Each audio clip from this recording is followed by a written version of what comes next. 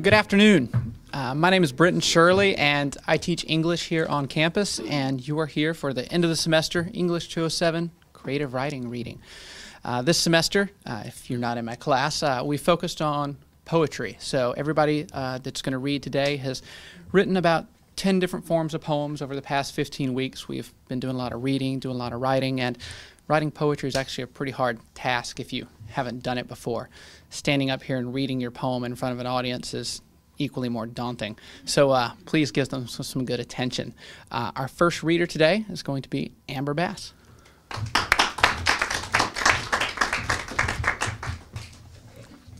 My name's Amber, like you just said, and I'm going to read my love poem first. It's called Lovely Love.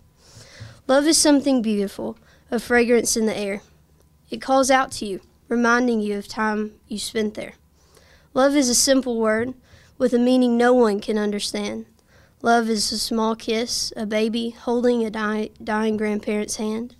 Love is countless ways, pain, suffering, love. No matter what we do, what we say, some people just choose to love anyway.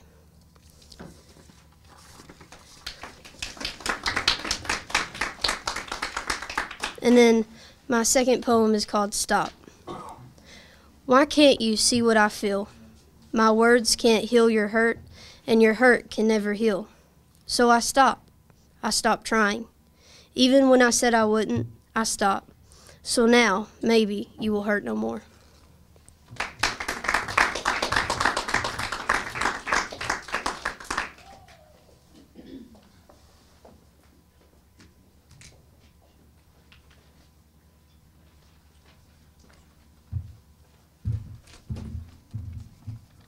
Hi, my name is Jessica Bishop, and I'm going to read a prose poem first.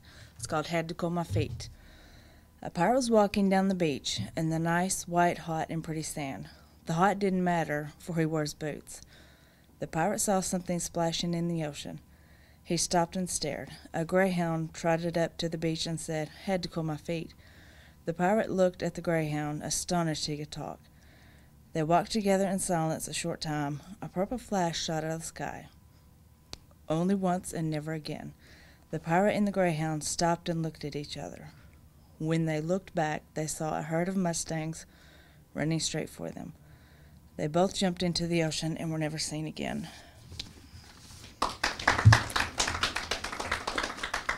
Okay, my second poem is a letter poem. It's Dear Bus Garage.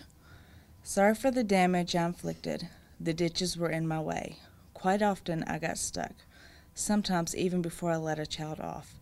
Lucky it was warm, almost summer break. There were a few times the ditch wasn't at fault. I remember the first time. The ground was soggy. I was stuck where I parked the bus. It was winter. As for the mirror, well, I was in a hurry. The driveway is long, not straight. I should have slowed down and taken my time.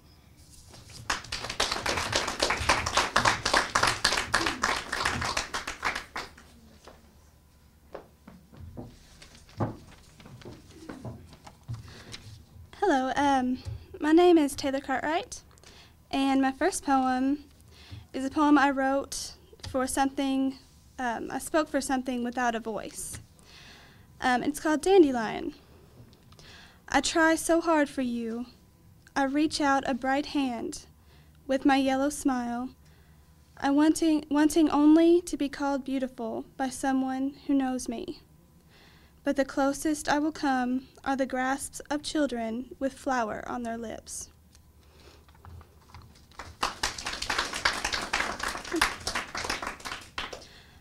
In my second poem,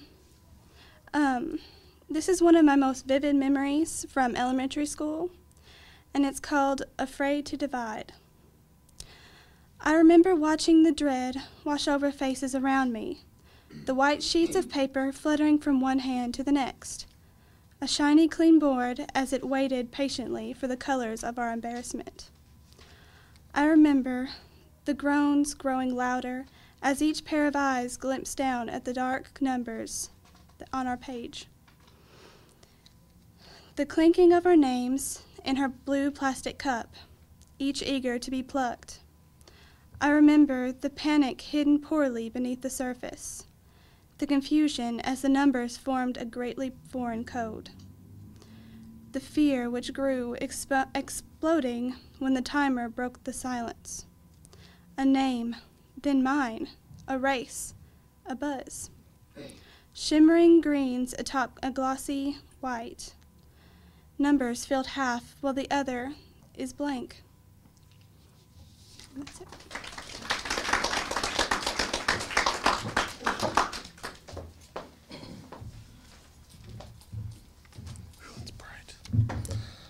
My name is Josh Cornelius, and I'm going to begin with an ode poem. Ode to Comcast.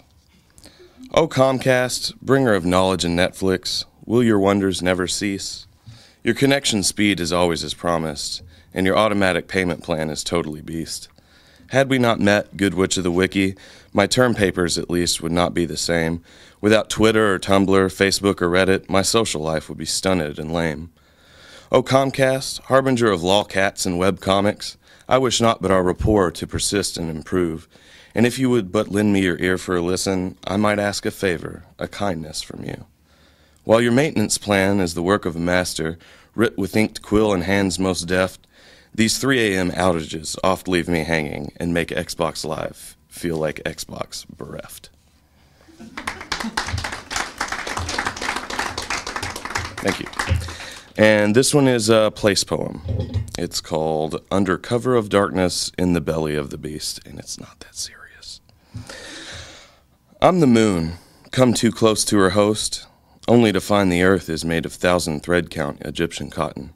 The nicest thing I own, a Walmart box fan, a hive of sleepy bees, almost loud enough to make me forget to flip my feather pillow. The only light, a digital reminder of when I wish it wasn't. The air cool, black, conditioned, so I need this fabric womb which births me anew each morning, noon. Kicking, screaming at everything about this bright world, cold, sharp electric. Sounds like the moon should drink less booze. Thank you.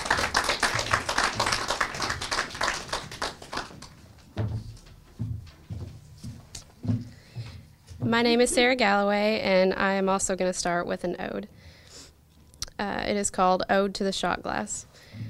Tiny, important, colored neon green, personalized for Bob or plain, doesn't matter. You, the soon-to-be drunk, will not notice the color or stamp or the fact that it's plain until your eyes are rolling, all things now seeming inconsequentially humorous. If it were not for this short, obviously insignificant-looking cup, drunkenness would take forever. Your appointed arm would not have what muscle exists. The time it would take to wait for your straight up would get lost in a tall glass. Your excitement or celebration or secret 700th first time or escape or therapy or just crazy night of drunk would desist.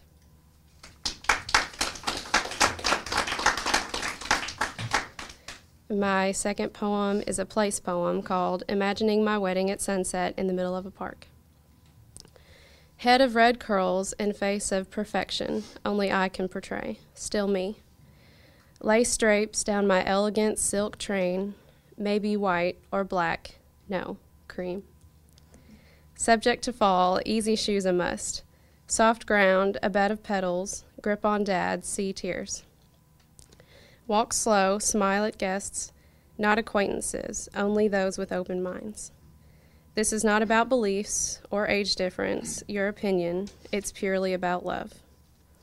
Trees all around, strong flowering cherries, white buds, fresh embrace, lit paper lanterns strung from branch to branch, all cream. Serene, blissful setting. Mandolins and pipes, unique sounds of joy, music that shares our interests. Candles line the aisle, comfortable, enticing love, filling this big air. Now, most important, the sun falling fast makes way to my love, older gentleman waiting. He'll watch all the way, little bit, beautiful child of his, standing with the party, closest friends. And I'll reach for his hands, drawing from dad's embrace, darkening sky.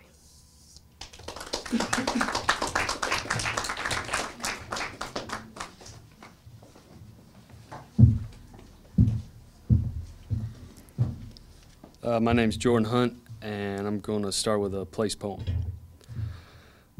Title's On My Neighbor's Dock Overlooking Man Lake. A small secluded Eden, tucked away between crowds of pines and fields of corn and winter wheat, I recline in the faded lawn chair and wonder if the seat will finally give up and split open. I listen to the gyrations of crooked legs set the tempo for the splashes of bass against the lake bank, while mosquitoes plead in my ear for blood. I watch as the sun and time start to drown in the waters of the far bank, and I am no lifeguard. Meanwhile, hundreds of bugs are crashing the water surface, synchronized in the strange circling ballet, a death dance as the fish feed upon this winged buffet, this Arlington of moths, this mass burial of fallen fathers and mothers. Surrounded by this performance of life and death, this wondrous cycle of flight and fish bait, I am moved to my feet, a single standing ovation. If only I could live as these nocturnal angels, to join their theater of sacrifice and slaughter, my body at home in this murky water, my coffin the mud, an embrace of belonging.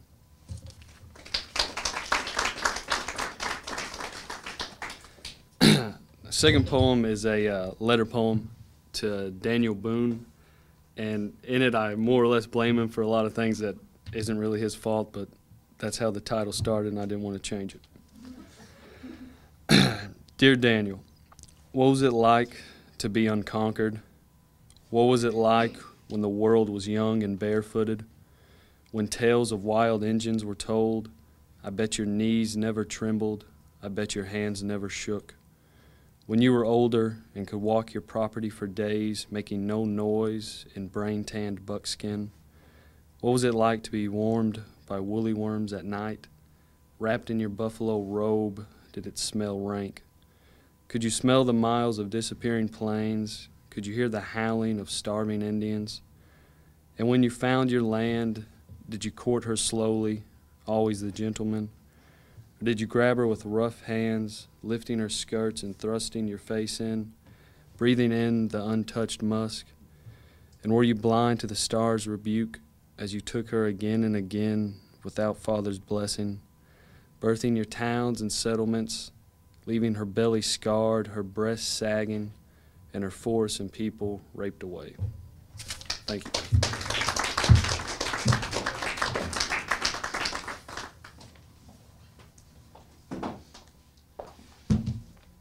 Hello, my name is Betsy Klutts, and I'm going to read a letter to Chongs because I'm a huge Chongs fan. We have a deep, undying love. Your sweet and sour chicken really hits the spot. Your wonton soup is always a pleasure. I'll forgive you for leaving a gadfly in my dish of lemon chicken. I'm thankful it was dead. Please don't let it happen again.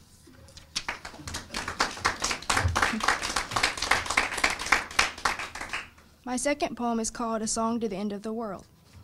As days shorten, the flowers bloom with continuous intrigue. The river flows majestically in its favor. Birds chirp a joyful song. Spirited crickets send out mating calls to their mates. A sea of fish dance one by one. A mama bear caresses her timid cubs. Tree branches break limb by limb and gradually fall on a bed of grass, where the footprints of man fade into the hollow woods.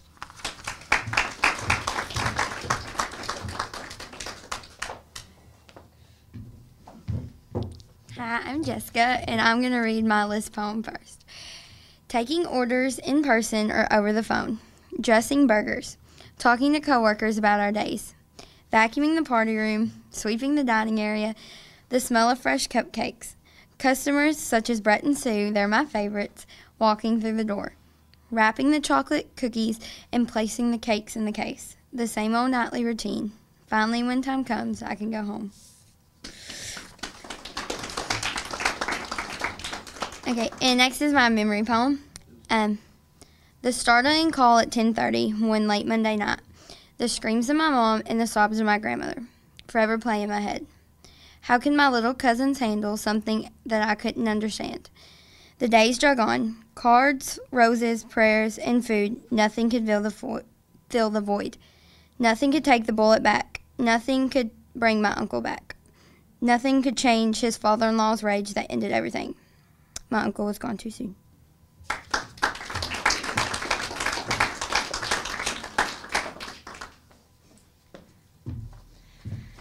Hello, my name is Jessica Ray, and I'm going to read 2 poems today. One is a persona, and one is an Ars Poetica. I'm going to start with my Ars Poetica. Time well spent. I am the pencil in hand, striving for perfection. Lines erased and replaced, just taking up time, that in the end is well spent. I am the many wasted sheets crumpled on the floor. I am the worn eraser, diminishing words well said. I am the silence in the room, crowded by primitive thoughts.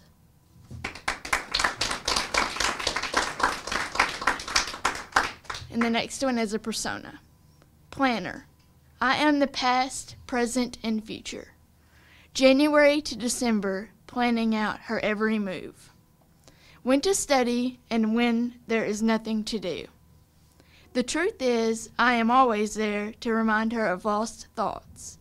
My pages turn week to week, filled with scribbles foreign to me. What holds my life together is a spine, cooling in and out of who I am and who I want to be.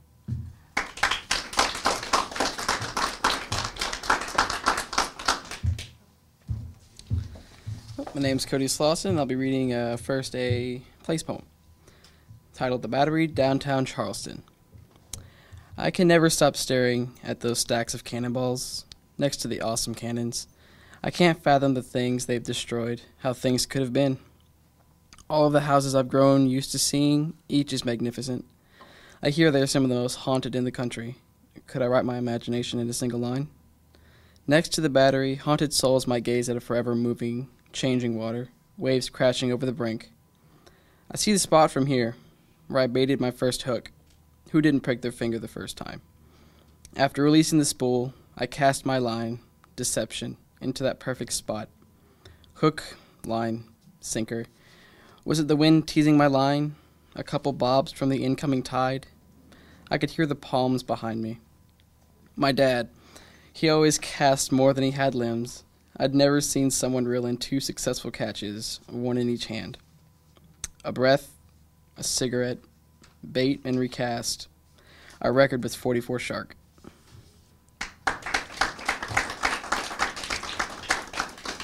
My second poem is a prose poem, and it's titled Looking Up at Earth. To be honest, you are not in a fantasy of heroes. Your theme music, it's the trampling of sidewalk upon feet. Neither are you the gold member nor silver surfer. Instead, you are the bronze bonanza. You are a statue. Pennies saved, pennies earned, others thoughtlessly dropped and rolled into sewers. They are priceless relics, sent by God, praised by countless cockroaches and rodents. And you are still a statue, lucky to be alive, and not a penny. You have eyes that could have been made of jade, but it was cheaper to make them out of glass. Then you jumped in front of traffic. A whole world stood in shock, and everything had the eeriest dead silence. You could hear Napoleon and Lincoln duking it out from above. There are velociraptors at a card game, life panned out in the Old West. And then you realize, Earth isn't the world. Your feet are sky high, space deep in a shallow puddle of Milky Ways.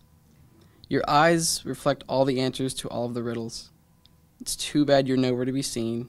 It's too bad you're quieter than breeze. So you are hung upside down, by your head, behind the back of everyone's mind.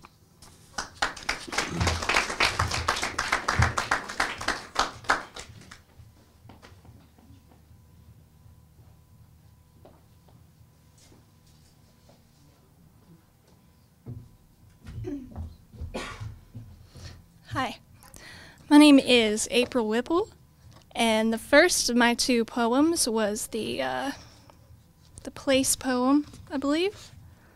I'm going to do that one. Daylight crawls at the speed of sap before it spills abruptly, filtering through the branches far ahead. Lunar things have dog-eared their work to make room for the birth, and color is here.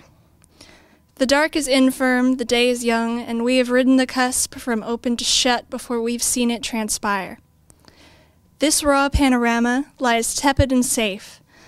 I can feel time through my feet as the dew cleans and tickles them. It cleans my lips, my tongue, my skin, climbing from the grass into me into the air. Birds speak in music. Theirs is the first language of the hour. The intrinsic is most audible here amongst itself, and it is louder than man. When people aren't making talk of their own, it fills a cleft between their words. Silence turns less awkward, more pleasant, and more important. Others at camp are waking up now. Our only timber is a murmur and the gentle shaping of breakfast as we slowly shed our drowse with the morning and its fire.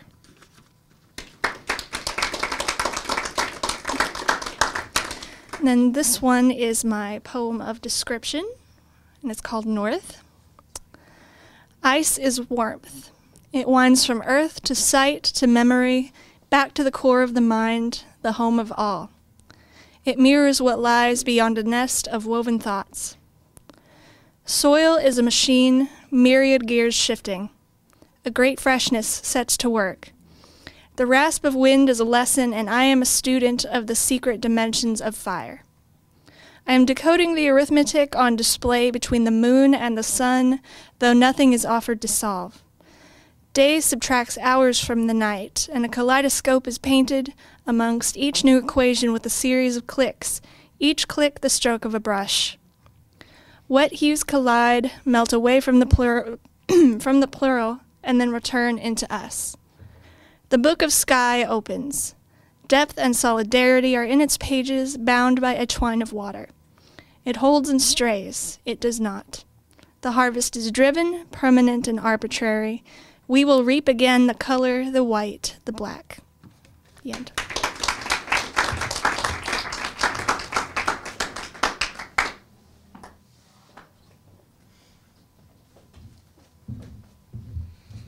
All right, thank you all for coming out. If you like what you heard and are interested in poetry, sign up for English 207 in the fall. If you want to try your hand at short fiction, we've got English 207 in the spring, so check it out. Thanks again.